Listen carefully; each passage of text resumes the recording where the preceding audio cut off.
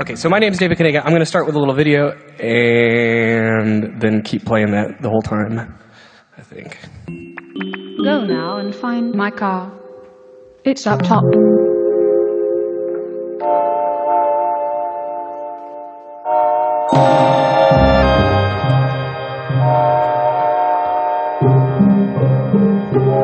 Get out of the way.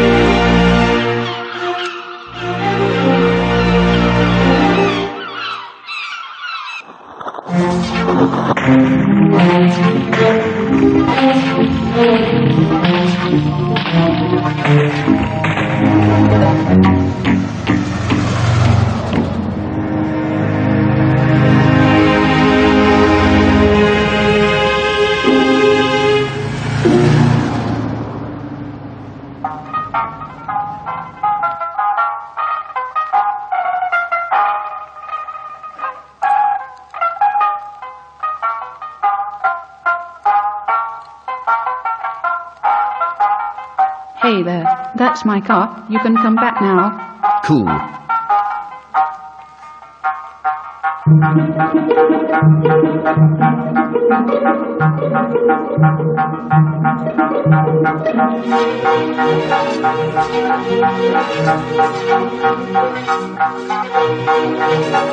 Okay, so my name is David Kanaga. This video was from the GTA 5 Tsunami mod, which I did not work on, but I've added the music on top of that. And please keep the music up too. You want to feel that more than my words, maybe the volume. But yeah, so I worked on Proteus, Dyad, Panoramical. I had that there. But I want to talk today a little bit about my working methods that sort of leap over between that video and the games I've worked on, and this question of how to make realistic video games. In a sense, I was trying to make like a realistic GTA 5 soundtrack. And my working hypothesis for this realism is that games and music are exactly the same thing. And it doesn't matter if that's like true or not. I think that it is. But that's the hypothesis. And so I'm going to... quick for time. Okay, we're going to have 4 realisms that combined together create this sort of musical realism. It's haptic realism, musical realism, flux realism, organic realism. And we're going to watch these music objects become music substances, becoming music organisms. So we've got this egg cracking, fizzing up here. This is the music object. And again, could we please have the volume for the music a little bit louder? Thank you very much.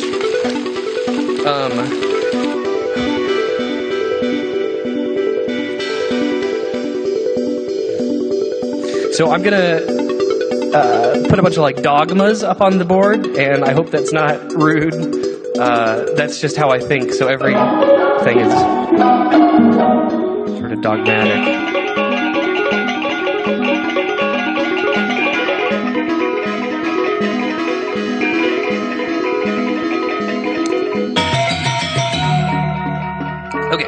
So haptic realism, the basic idea of this is that everything is touch. And we'll get to that in a moment. But it's good enough to start with just the function of touch in music. And this idea that no music could exist without touch. So we see these fellows playing the gamelan music here. And, you know, there's a hand that's touching a hammer. And there's a hammer that's touching a mallet. All played music originates from touch. And playing is playing as long as it continues to be touched. Touch and play are like the same thing. And I think this is the same thing with games, too. A couple years ago here at GDC, Richard LeMarchand was talking about affordances in a system. You know, what a system affords you access to or whatever. Like this bottle, you know, it's nice and small so I can hold it in my hand. It affords hand-holding. And the gamelan here, the mallets, afford vibration from hitting them with the... Okay, blah, blah, blah, blah, blah. Steve Swink, who introduced us here... No! He talks about game feel, which is basically the rhythm of affordances. Violin has a different rhythm, other stuff. Okay. Excuse me.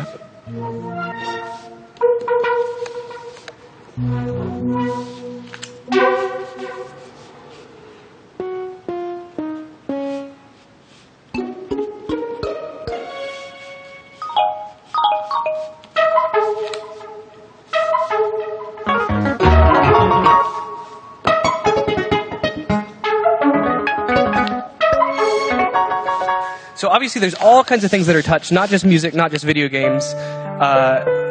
But not only that, not only when we're drawing are we touching, but when we're actually like looking at a picture, we're touching that. Like the photons are bouncing off of it or whatever, hitting us in the eyeballs. When we're listening to things, our eardrums are vibrating. We're like in a gas bath right now of air, and that's just like touching us all the time.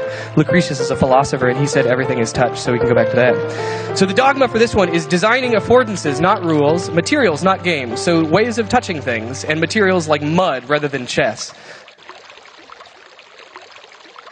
So the meaning of music that we use often today is a lot more specialized than it has been in history. These are the planetary melodies written out by Johann Kepler. And this was a common thing, like the old Pythagorean musical philosophy, which basically believed that mathematics, music, and cosmology were like three poles of the same thing. So basically, music doesn't require sound. It just requires time. It requires events placed in time and space.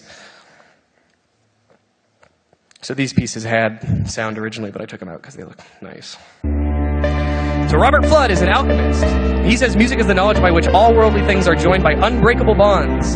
So this is like harmony, but all things. We're not just talking about tones in harmony. So becoming a musical instrument, like turning a video game into a musical instrument, is the idea of creating harmony between the touch experience and the time structural experience.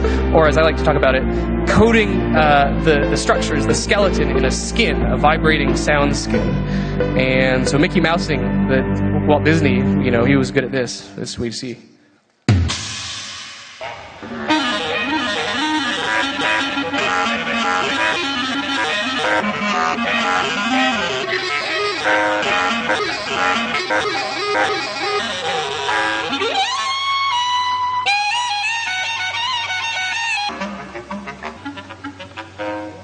So yeah, that wasn't from the original, but that was Eric Dolphy playing on top of that. This is the dogma. For every change of state in a game, there should be a corresponding change of state in its soundtrack. This is a conversion. We're going to need to convert between space and time for this. We have a sprite sheet, which is a bunch of, 8 sprites in a row. And we turn that space into time by just putting that into motion. We see Mario on the bottom dancing. And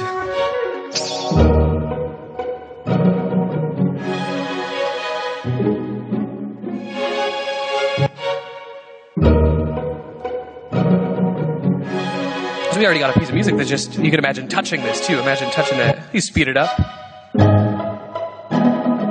can get a lot of variety just by speeding things and cutting them too. We can imagine starting from different sprites in the sheet.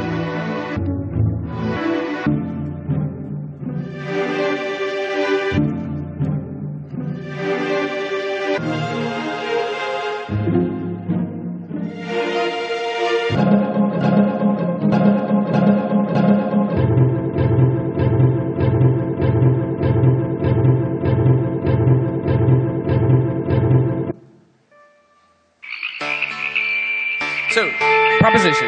Music is the vibrational bridge between vacuous number and emotional feeling. So back to the Pythagorean idea that music and mathematics are the same thing. Mathematics, there's these ideas of number, but they don't have like vibrations on their own. But music's just the same thing, just put in a vibrational space. So of course everything is vibrating, gravity, blah, blah, blah. Music, Pythagoras says this, paraphrased, music is the feelings facing side of mathematics. Mathematics is the structure facing side of music. So you need to study these things in tandem, and feeling is not excluded.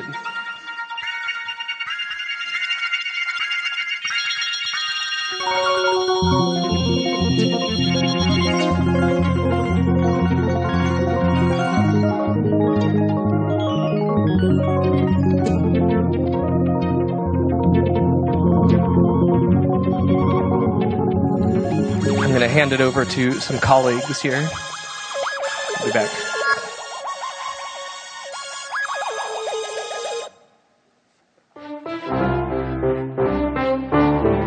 You were born. You are living. You will die. Life is just like a river, you know. It ends when it flows into the ocean, or else it gets dried up. It is possible to dry up before making it to the ocean, you know. This book is lovely. The Principles of Psychology. Flux, flux, flux. So flux is the key idea. Excuse me. Both objective and subjective worlds are characterized by flux, so this is like even more grain than touch is. Touch and flux. This is key. Realistic, but not at code level. These are felt variables, phenomenological. I don't know if she's intelligible here. Indeed, what is possible at one moment is not necessarily possible the next. That's right, that's what a game is. But life is more fun, and it is more wild and shifty, And what about music? Once the possibility space is made to shift, it is impossible to keep considering music stuff as a hard-edged object. Gone are the music sprites. They have melted. They have become liquids, substances.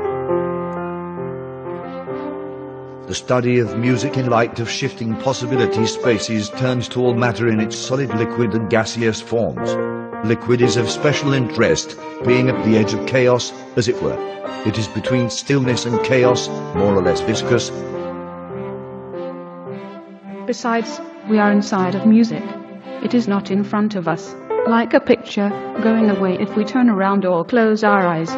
No, music is like a bath, and we have to dry off after to get away from it.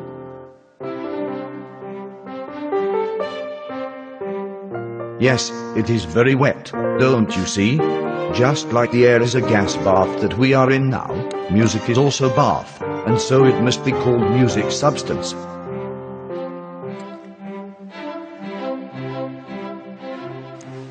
I disagree. Music is an organism, as Professor Whitehead has so keenly pointed out. It is a living being, or a becoming, Fluxus Max. DavidKanaga.com/hour/2D has more to say on this. I know, for Ryan Hermes have honest gludus to give.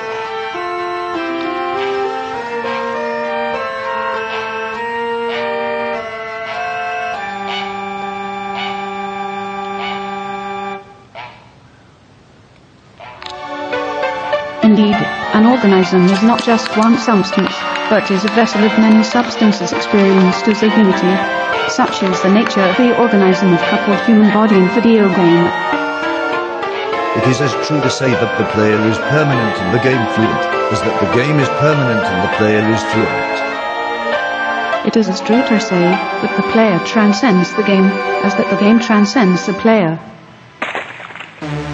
There is only one game. You were born, you are living, you will die.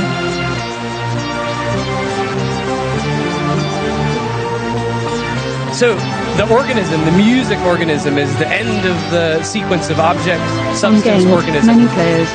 One player, many games. One player, many games. Everything has a life to it. That's the idea, right? This thing, I could break this bottle cap, and that would be the end of its life as an individual thing. So we need to tune into life, I think, or I want to. Back to this.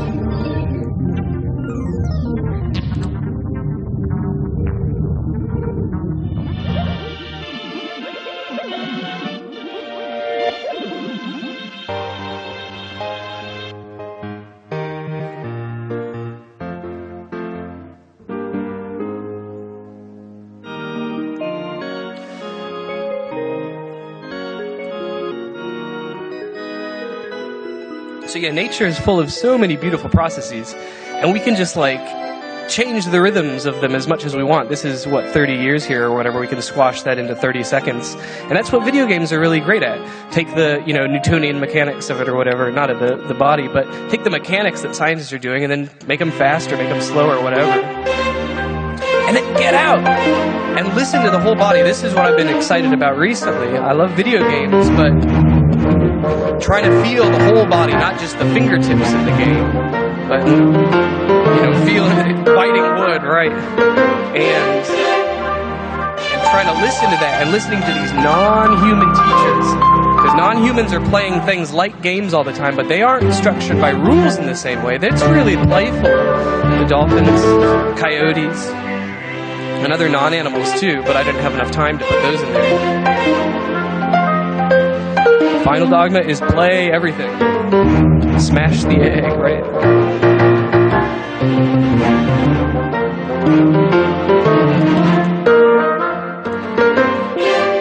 So here's some links. The top link there is some stuff I've written about Infinite Sketchpad, which has more of these ideas stretched out over 12 hours.